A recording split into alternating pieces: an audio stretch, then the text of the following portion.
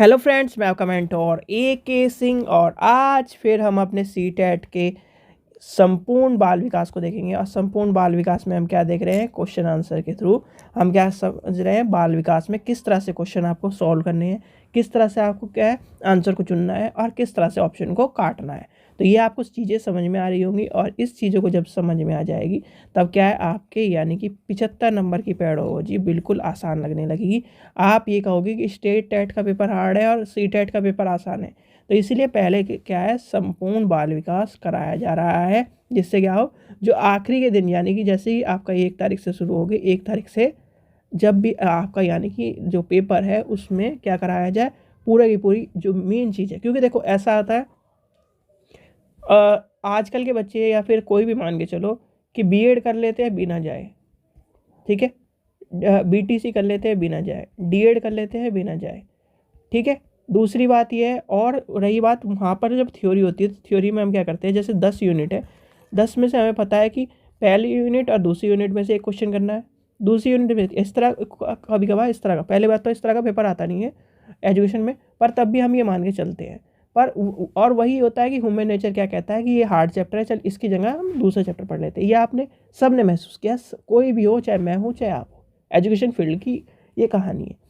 अब चक्कर क्या है, वहाँ पर हम थ्योरी है, यहाँ पर हमें क्या करना है, चारों ऑप्शन एक जैसे ही दिख रहे हैं, माइनर माइनर से डिफरेंस है। तो काटना कैसे है, जैसे हमें ऑप्शन को काटना सीख गए तो क्या कहीं ना कहीं अगर हम CDP के ऑप्शन काटना सीख गए तो हम संपूर्ण बाल विकास के साथ साथ हम पेडागोजी सीख जाएंगे 75 नंबर की। और 75 नंबर की पेडागोजी सीख गए तो हमारे लिए 15 नंबर और आसान रहेंगे हमें लाने। और 90 नंबर आती आपका के पास क्या होगा, एक CTET का सर्टिफिकेट होगा। CTET के सर्टिफिकेट के बाद हमें क्या करना है, अपनी जॉब की तैयारी करनी है, यानी टीचिंग जॉब की तैयारी करनी है। टीचिंग जॉब आने वाली है कुछ ही टाइम में, ठीक है। तो चलिए देखते हैं आज का संपूर्ण बाल विकास। तो पहला क्वेश्चन देखते हैं हम क्या कहता है। चलिए तो पहला क्वेश्चन देखते हैं, क्रांतिक अवधि के संप्रत्यय की क्या अवधारणा है। तो इसमें क्या पूछ रहा है, यानी कि क्रिटिकल, अगर हम इसे इंग्लिश में लिखे चले, कॉन्सेप्ट ऑफ क्रिटिकल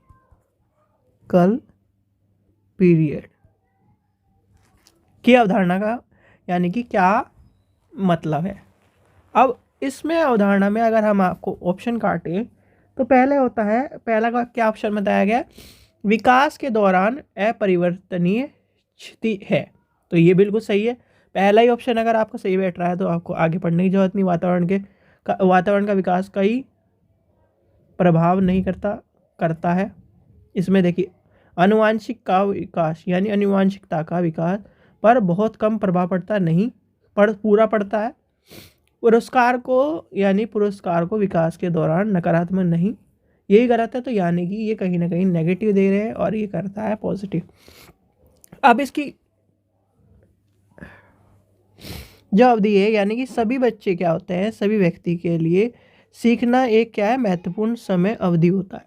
ये क्या होता है, यानी कि महत्वपूर्ण अवधि आमतौर पर माना जाता है। जैसे कि मान के चलिए आपका छोटा बच्चा है, यानी कि लगभग 2 वर्ष तक की उम्र में प्रारंभ हो जाता है, ठीक है।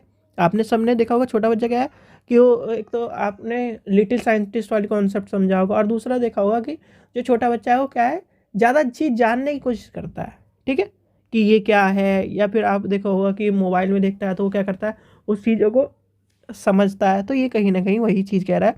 तो ये क्या है, यदि उसमें आगे देखते हैं, चलते हैं, अगर मान के चलो कि व्यक्ति इसकी अवधारणा के दौरान क्या करता है, पर एक तरह से प्रोत्साहन ना मिलने पर उसे क्या करता है, नए कौशल को सिखाने की क्षमता को कमज़ोर बना देता है। जो ये कह रहा है ना, यहाँ पर कहा गया इसमें, अच्छा इसमें ऑप्शन नहीं दे रखा, पुरस्कार वाला ऑप्शन दे रखा है। तो यानी कि एक तरह से मान के चलिए कि हम अगर लेके चले, आपको ही मैं कह दूँ कि आप CTET पास कर लो, आपकी नौकरी लग जाएगी, तो आप क्या करोगे, चाहे किसी भी तरह से पास करना हो, आप CTET पास कर लोगे। फिर मैं कह दूँ कि नहीं, CTET से काम नहीं चलेगा, एक और पेपर पास करना पड़ेगा। फिर आप ये सोचोगे चलो किसी ना किसी तरह कर लेंगे, चलो मिल तो जाएगी नौकरी। तो ये, और तीसरी बार फिर मैं कह दूँ इंटरव्यू भी होगा। तो वो ये जो 2 एग्ज़ाम आपने पास करे हैं यहाँ पर, ये तो आपने पूरे क्या ना एक तरह से कहीं ना कहीं लगन से प्राप्त कर लिए। पर ये जो आखिरी वाला है, ये आप जब प्राप्त करोगे तो इसमें पूरा कोई भी लगन या किस तरह का भी कुछ भी नहीं रहेगा। तो यही कहीं ना कहीं एक तरह से वो छोटे बच्चे, यानी ये जो हम पढ़ रहे हैं ये छोटे बच्चों के लिए हम कर रहे हैं, और यही इसी तरह का एक तरह से अपोजिट मान के चलिए भाई, एक तरह से हम क्या कर रहे हैं, आपको प्रेरित कर रहे हैं। प्रेरित वाली जो कहानी है वो वाली आ जाएगी यहाँ पर। क्वेश्चन नंबर 2 देखते हैं। विकास की नमनीयता के विश्वास रखने वाले सिद्धांतकारी निम्न में से किस दृष्टिकोण को मानते हैं। अब जब विकास की बात आएगी तो विकास में केवल वर्ड हट जाएगा। अगर हम हटाने वाली बात लेके चले, पालन पोषण विकास को प्रारंभित करता है, बिल्कुल सही बात है। विकास हमेशा निरंतर, यानी कि निरंतर होता है। विकास क्या होता है, निरंतर होता है। यानी कि विकास और वृद्धि वाली जो बात हमको बताई थी, विकास क्या है, जीवन पर्याप्त चलता रहता है। यानी कि विकास क्या है, जीवन पर्याप्त आपका चलता रहेगा। तो विकास क्या है, आपका जीवन पर्याप्त चलता रहेगा। विकास हमेशा एन निरंतर होता है, तो ये तो हट जाएगा। एन निरंतर तो कहीं ना कहीं गड़बड़ बात कर रहा हो। ऑलवेज कंटिन्यू, यानी कि कंटिन्यू उसमें नहीं चलता हो, यानी कि एक सीधी रेखा में चलता हो, ऐसे ऐसे ऐसे ऐसे ऐसे ऐसे चलता है। जैसे मान के चलिए अब सर्दियाँ पड़ रही है, तो सर्दियों में जैसे मुझे जुकाम हो रहा है, कोई और भी होगा उसे भी जुकाम हो रहा है। अब थोड़ा सा क्लाइमेट चेंज हो जाए, तो जैसे गर्मी से का मौसम आ जाए, तो उस टाइम पे क्या होगा, हमें गर्मी लगने लगेगी लू की वजह से, इस तरह की। तो ये कहीं ना कहीं जो सब चीज़ें हैं, सब चीज़ें अलग अलग चीज़ों को डिसाइड करती है। तो इसलिए ऊपर नीचे इस तरह से विकास चलता है। चलिए नेक्स्ट क्वेश्चन देखते हैं। क्वेश्चन नंबर 3 है, बहुत छोटे बालक के लिए डैश समाजीकरण की प्राथमिक संस्था है। तो सबको पता है, तो उसमें कौन सी होगी भाई, आपको एक ही चीज़ दिख रही है यहाँ पर, परिवार। यानी कि आपको बताया था जन्म लिया, यानी कि जन्म में क्या है, माँ। ठीक है, अब माँ ने क्या किसको दिया, पापा को बच्चा।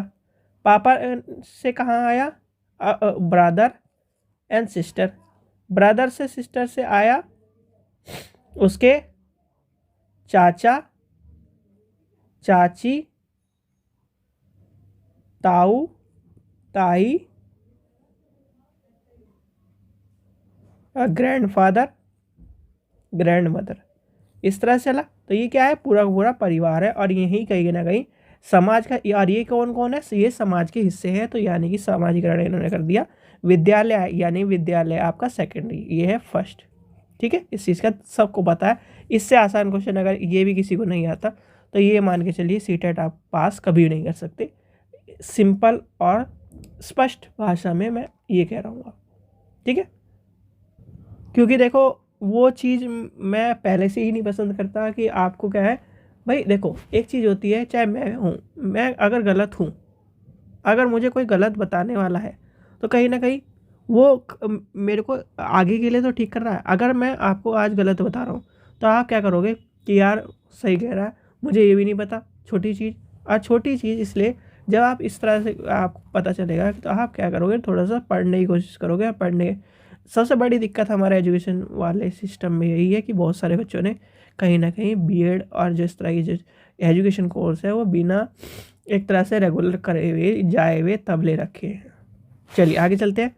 क्वेश्चन नंबर 4 देखते हैं। यानी पियाजे के सिद्धांत में क्रियाओं और विचारों के संगठित प्रणाली, यानी प्रणाली जो व्यक्तियों के उनके जीवन के संबंध में वस्तुओं और घटनाओं को मानसिक रूप से प्रस्तुत करने और सोचने के लिए स्वीकृत देते हैं, क्या कहलाते हैं।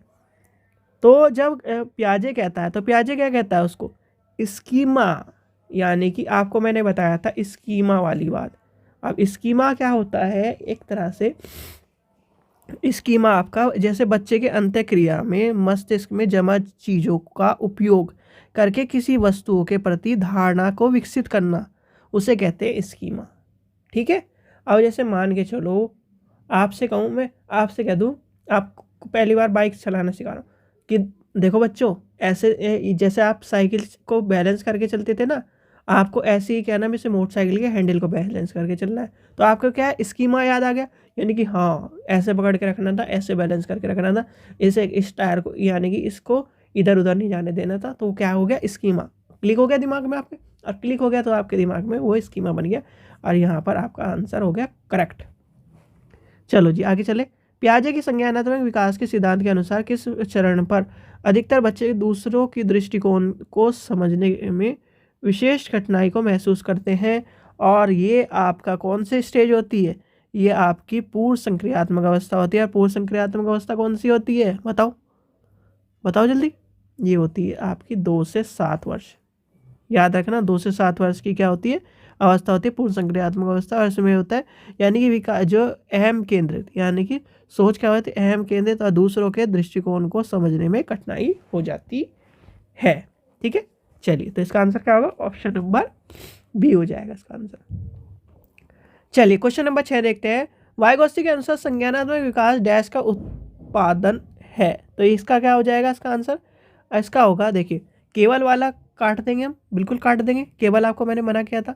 और वाइगोत्स्की में आपको मैंने एक चीज़ बताई थी भैया, वाइगोत्स्की का मतलब है समाज, और समाज कहाँ दिख रहा है इसमें, पहले में समाज दिख रहा है नहीं, दूसरे में समाज दिख रहा है नहीं, तीसरे में समाज दिख रहा है नहीं, चौथे में मतलब तीसरे में समाज दिख रहा है, चौथे में नहीं दिखता, तो सामाजिक सम, ठीक है, तो इसका आंसर हो जाएगा ऑप्शन नंबर 3 हो जाएगा। चलिए क्वेश्चन नंबर 7 देखते हैं। निम्न में से किसका मानना है कि मानवीय गतिविधियां सांस्कृतिक परिप्रेक्ष्य में विकसित होती हैं और उन परिप्रेक्ष्यों से हटकर उन्हें समझना यानी समझा नहीं जा सकता। समझा नहीं जा सकता तो यानी कि आप किसकी बात कर रहे हैं, वाइगोत्स्की की। इसमें क्या हो जाएगा, वाइगोत्स्की, देखो ये हट जाएगा, ये हट जाएगा, बचे 2, क्योंकि ये कहीं ना कहीं ये 2 क्या है आपके सीटेट में इतने मायने नहीं रखते, बचे 2 ने नीचे वाले, अगर आपको तुक्का ही मानना पड़ जाए। अब आपको दिख गई संस्कृति, संस्कृति और समाज कौन है, ये आ जाएगा, तो वाइगोत्स्की हो जाएगा। ठीक है, चलिए और एक चीज़ का और ध्यान रखना बच्चों, ठंडी बढ़ रही है, सर्दियाँ ज़्यादा हो रही है, अपने मतलब एक तरह से अपनी सेहत का भी ध्यान रखो, जिससे जुकाम उकाम ना हो, जैसे मुझे हो रहा है। अगर आपको जुकाम उकाम हुआ तो एक तरह से पढ़ाई डिस्टर्ब होती है, और पढ़ाई डिस्टर्ब होने का मतलब ये है आप क्या हो, औरों से पिछड़ जाओगे। ठीक है, यानी कि रेस में थोड़ा सा भी अगर आपने पैर को ढीला करा तो आप ये है कि आप रेस नहीं जीत पाओगे। चलिए आगे चलते हैं, क्वेश्चन नंबर 8 देखते हैं। कोलरबर्ग के नैतिक विकास यानी नैतिक विकास के सिद्धांत के किस चरण पर बालक जो है यानी बच्चों के नैतिक तर्क दंड से बचने हेतु आज्ञाकारी होने पर अवधारणा की बात करता है। अब इसमें कौन सी बात आ गई, सोचो, यानी कि इसमें तो पहला ही आपको आंसर मिल जाएगा, पूर्व परंपरागत स्तर की बात कर रहा है, और वो कौन सा होता है, बताओ कौन सा स्तर होता है, ये आपका स्तर होता है 4 वर्ष से 10 तक। ठीक है, ये आ जाएगा आपका 4 वर्ष से 10 वर्ष तक की अवस्था को कहते हैं। चलिए क्वेश्चन नंबर 9 देखते हैं। निम्न में से कौन सा एक संरचनावादी अध्यापक की विशेषता है, तो संरचनावादी अध्यापक की विशेषता क्या होगी, तो संरचनावादी अध्यापक क्या होगा, बहुत यानी कि बहुत अमूर्त विचारों पर आधारित पाठ को तैयार करें, नहीं मूर्त और अमूर्त दोनों को लेकर चलेगा, केवल घट गया, अधिक मूल्यांकन यानी परीक्षा की बात नहीं आएगा। आगे देखते हैं, आगे ऐसी गतिविधि आयोजित करेगा जिससे विद्यार्थियों की अवधारणाओं को चुनौती मिले, यानी कि एक तरह से वो क्या कर रहा है उसे। अब आपको एक चीज, जितने भी बॉयज़ हो चाहे गर्ल्स हो, जब जिम जाते हैं, या फिर आप ये मान के चलिए आप क्या करते हो, जैसे क्योंकि जिम का एग्जांपल अच्छा रहेगा, जिम या फिर एक तरह से जैसे आपने सुना होगा कि पुराने ज़माने में जो एक तरह से योद्धा होते थे वो अपने शरीरों पे, और जो मार्शल आर्ट है वो अपने शरीरों पे क्या करते रहते, अपने जो सहपाठी होते हैं या फिर अपने जो दोस्त होते हैं उनसे क्या कराते रहते, एक्सरसाइज कराने के लिए अपने शरीर पे मरवाते, क्या कर मरवाते रहते, एक तरह से जो उनका जैसे पुराने ज़माने में गदा होती थी, आज के ज़माने में क्या जैसे डंडे हैं या फिर कुछ भी जो आर्ट कर सके, वो एक तरह से अपनी बॉडी पे क्या करते हैं, उसे पीटते रहते हैं। और वो उस तरह से क्या होता है, एक टाइम ऐसा आता है कि हमें क्या होता है, हमारी जो शरीर होता है उसे क्या है, वो सेंसेशन महसूस होनी बंद हो जाती है, वो क्या है, उसे दर्द होना बंद हो जाता है। आपने सुना होगा ना, चिकना खड़ा हो गया, इस पर तो मार का भी असर नहीं हो रहा, तो वही कहीं ना कहीं एक तरह से ये हो जाता है जब हम क्या करते रहते उसे। जैसे आज आपने क्या कर दिया, आपने एक हर्डल दे दिया, यानी कि इसके ऊपर से कूदना है। आपने दिया 5 सेंटीमीटर का, बच्चा कूद गया। जैसे आपने देखा होगा कि वो कूदने वाला गेम जो था, जैसे लड़कियाँ खेलती थी और कभी कभी लड़के भी खेलते थे, तो वो क्या 5 फिर 10 फिर 10 इस तरह से बढ़ते धीरे धीरे बढ़ाते रहते वो एक टाइम आएगा कि उससे भी कूद जाएगा। तो इसलिए यही कहीं ना कहीं सही एग्जाम्पल बैठा रहेगा। चलिए आज का लास्ट क्वेश्चन देखते हैं। गार्डनर ने अपने बहुबुद्धि सिद्धांत में निम्न में से किस बुद्धि यानी कि बुद्धि प्रकार को शामिल नहीं किया है। अब नहीं किया है तो हमें क्या करना है, इसका आंसर पे टिक करना है। और नहीं किया है मैं आपको पता ही है कौन सा नहीं किया उसने, बौद्ध यानी कि बौद्ध बुद्धि, यानी कि इसमें हो जाएगा प्राकृतिक हो जाएगा, स्थानिक हो जाएगा और अंत व्यक्तित्व हो जाएगा। इसमें आपको पता है कि कितनी, यानी कि गार्डनर के 8 प्रकार हैं। लिख लीजिए 8 प्रकार है, 8 प्रकार है। और 8 प्रकार आपको लिखवाऊँ मैं? चलो आप लिख लीजिए 8 प्रकार। आपको पता होना चाहिए, देखो क्रम से तो मुझे भी याद नहीं है, पर हाँ याद थोड़े से सारे हैं। भाषा हो गई, दूसरी हो गया संगीतक, तीसरा हो गया स्थानिक, फिर आपका ये आ गया अंतर, ये वाली जो आपके लिखी हुई है अंतर व्यक्तित्व, और आपकी कौन सी बची, भाषा संगीत स्थान और तार्किक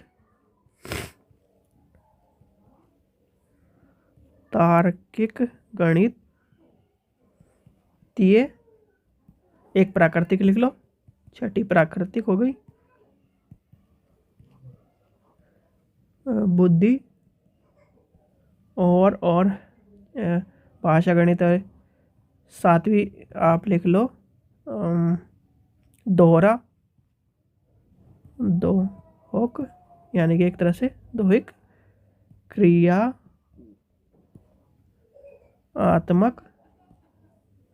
और एक इसमें लास्ट लिख लो अंतर वैयक्तिक। ठीक है, तो ये आपके कहीं ना कहीं 8 प्रकार हो जाएंगे। ठीक है, इन्हें नोट कर लेना, ये कहीं ना कहीं आपके क्वेश्चन आता है, और क्वेश्चन आने का मतलब ये गार्डनर का आपको ये 8 कारण कभी भी पूछे जा सकते हैं। कभी भी क्या, सीटेट में ज़्यादातर पूछे ही जाते हैं। चाहे आज CDB में दे देगा, कहीं कल को पेपर 2 यानी पेपर 1 में दे देगा, पेपर 2 में कभी भी दे सकता है। तो इस चीज़ का पता होना चाहिए। ठीक है बच्चों, चलिए आशा करता हूँ आपको वीडियो पसंद आई। वीडियो पसंद आए तो लाइक करें, चैनल को सब्सक्राइब करें, वीडियो को ज़्यादा शेयर करें। Thank you.